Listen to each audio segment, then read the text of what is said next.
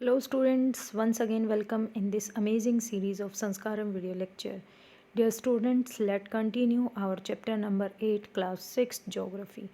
The name of this chapter is India, climate, vegetation and wildlife. In my previous lecture we discussed about the definition of weather.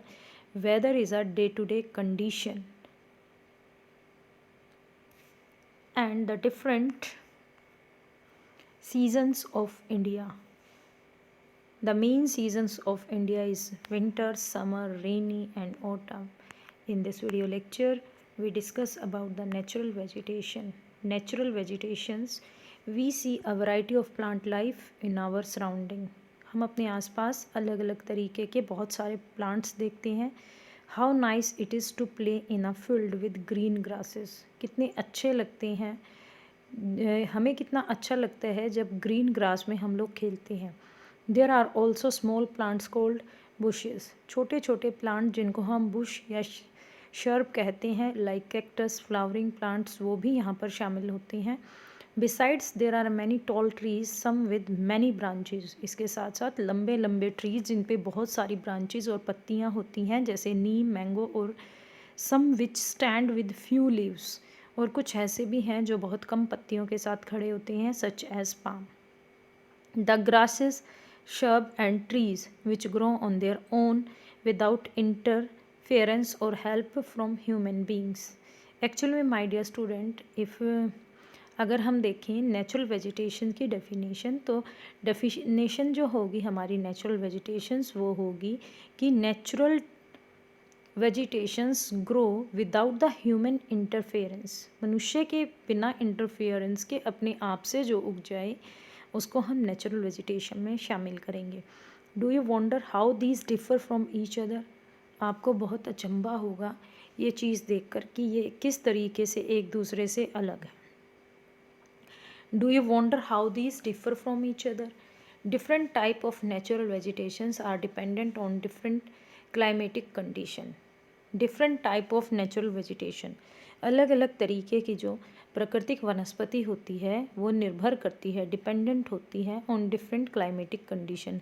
अलग अलग climatic condition पर कि किस तरीके का climate है तो वहाँ पर उसी तरीके की वेजिटेशन उगेगी.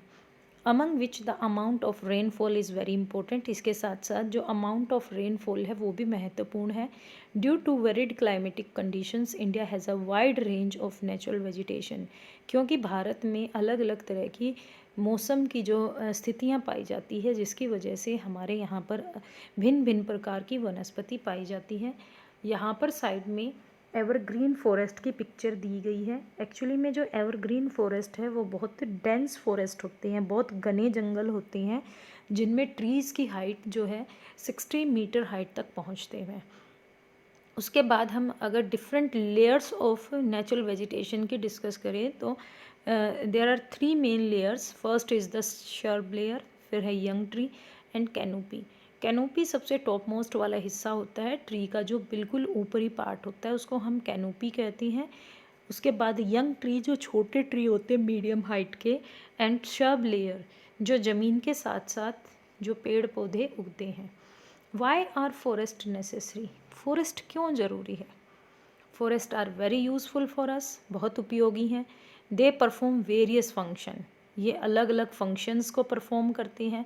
Plant release oxygen. जो प्लांट होते हैं वो ऑक्सीजन छोड़ते हैं दैट वी ब्रीथ, जिसमें हम सांस लेते हैं. एंड अब्जॉर्ब कार्बन डाइऑक्साइड, और अब्जॉर्ब करते हैं कार्बन डाइऑक्साइड को. The root of plant bind the soil, thus they control soil erosion.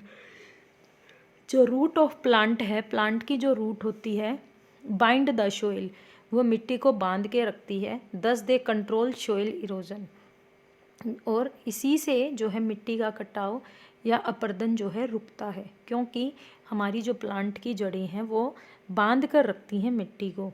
Forest provide us with timber, हमें लकड़ी प्रोवाइड करता है फर्नीचर के लिए, फूड, उसके बाद फ्यूल वुड के लिए, fodder, medicinal plant and herbs lac honey, gum etcetera, सभी हमें फॉरेस्ट से मिलता है. Forest are the natural habitat of wild life. अगर हम फॉरेस्ट की बात करें तो ये प्राकृतिक घर हैं जो है अलग अलग जानवरों के लिए. Natural vegetation has been destroyed to a large extent because of the reckless cutting of trees.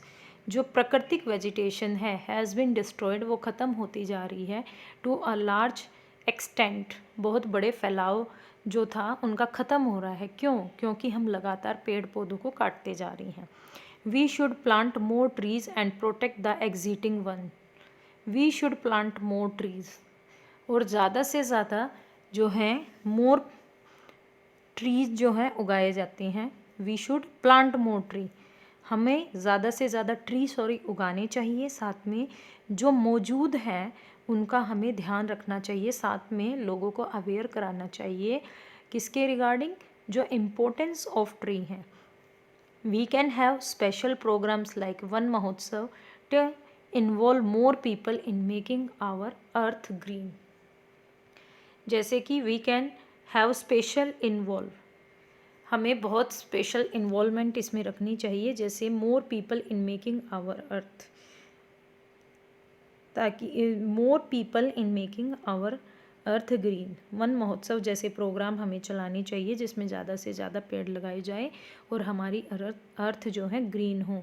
यहाँ पर एक स्टोरी दी गई है। लीला के जो पेरेंट्स हैं उन्होंने जब लीला का जन्म हुआ तो फर्स्ट बर्थडे पर एक नीम का पौधा उगाया, और हर उसके बर्थडे पर जब तक वो 20 साल की हुई उन्होंने अपने घर के चारों तरफ जो है हर बर्थडे पर एक प्लांट उगाया, जिससे चारों तरफ बहुत ज़्यादा ग्रीनरी हो गई।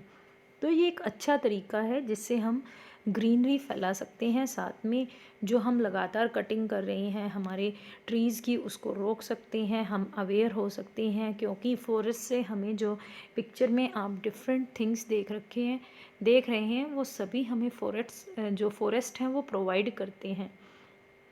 Wild life, forest are home to a variety of wild life. अगर हम फॉरेस्ट की बात करें तो वो जो जंगली जानवरों के लिए मेन रूप से घर हैं। There are thousand of species of animal and large variety of reptiles, amphibian, mammal, bird, insect and worms which dwell in the forest. Forest जो हैं वो जंगली जानवरों के लिए घर हैं। उसमें हर वैरायटी के रेप्टाइल हैं, चाहे एम्फीबियन हैं, चाहे आपके मैमल्स हैं, चाहे बर्ड हैं, चाहे छोटे छोटे इंसेक्ट हैं, हर तरीके के एनिमल जो हैं फॉरेस्ट में पाए जाते हैं।